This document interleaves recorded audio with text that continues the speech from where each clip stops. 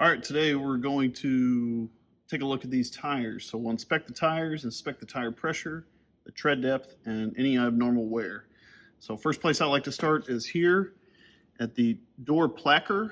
Sometimes it's built in the one with the VIN, sometimes it's a separate sticker. It looks similar to this. So this is going to give you your tire size, your cold tire pressure, including the spare, front, rear. Sometimes the front and the rear are different. This one also gives you the loading capacity for this particular vehicle, so you can fit 7 folks in this one.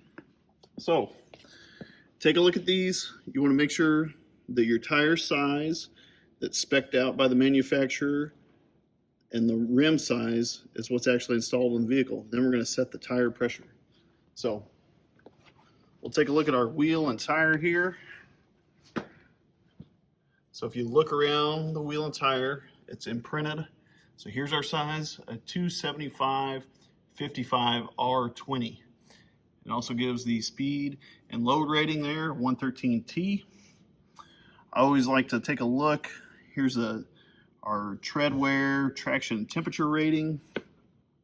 You look around here, it's going to give you the load rating. So maximum load for this particular tire is 2,535 pounds at 44 PSI. So you want to inflate this to what the door placard says, not necessarily what the tire says. But in doing that, you want to make sure that, say this was a heavy duty 1-ton pickup, you want to make sure that someone hasn't put a light duty tire on a heavy duty pickup. Heavy duty pickups usually take 70 or 80 pounds of air, and these type of tires will only handle 45 to 50 pounds of air. So make sure the tires are the correct for the application. So good way to inspect it. Another good thing to check, see if we can find it on this particular tire, is our date code. Date code. Here we go. So here's our date code serial number. This is like a production number, so DOT, Department of Transportation. Right here, this is our date code. So this tire was manufactured in the 49th week of 2017. So it's getting a few years on it, so this is what's called a Julian date. So it depends on how many weeks in the year. So 52 weeks in the year, so this was made in the 49th week, and then this will be the year that it was produced. So 2017. If you have one that only has 3 numbers on it, it's a really old tire, so it's before 2010. So you want to make sure and replace those. So check that date code.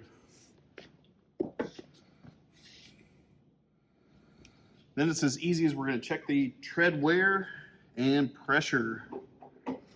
Do a visual inspection. So we're going to take a look at this truck here. So here's looking at our tread wear. So you want to look, is there any abnormal wear? Sometimes it's good to run your hand across here, see if it has kind of a saw blade wear to it. So check this thing out, see how it feels.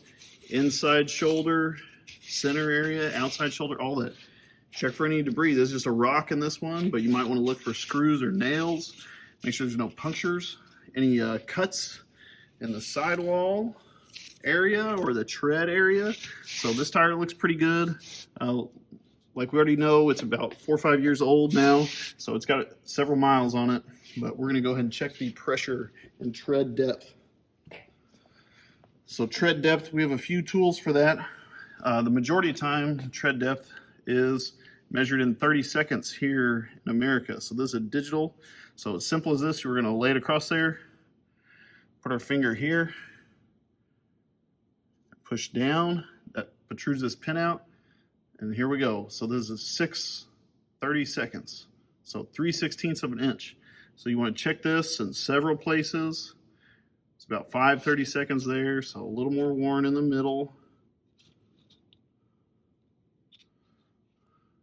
About 6 there. So you want to take that from various places all around the tire. So check multiple places, take the lowest reading. Make sure that it's not worn out.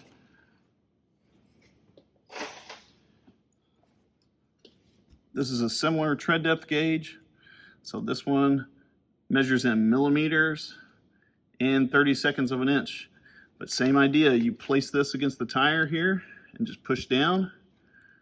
And then you're going to read what that is. So right there, looks like it's reading about 9:30 seconds in our example. So pretty simple tool. It's a good idea to make sure it's zeroed, put it on a flat surface, such as a workbench, push that out.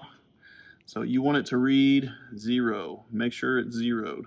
So something to consider there. So check your tread depth. Then we're going to check our pressure.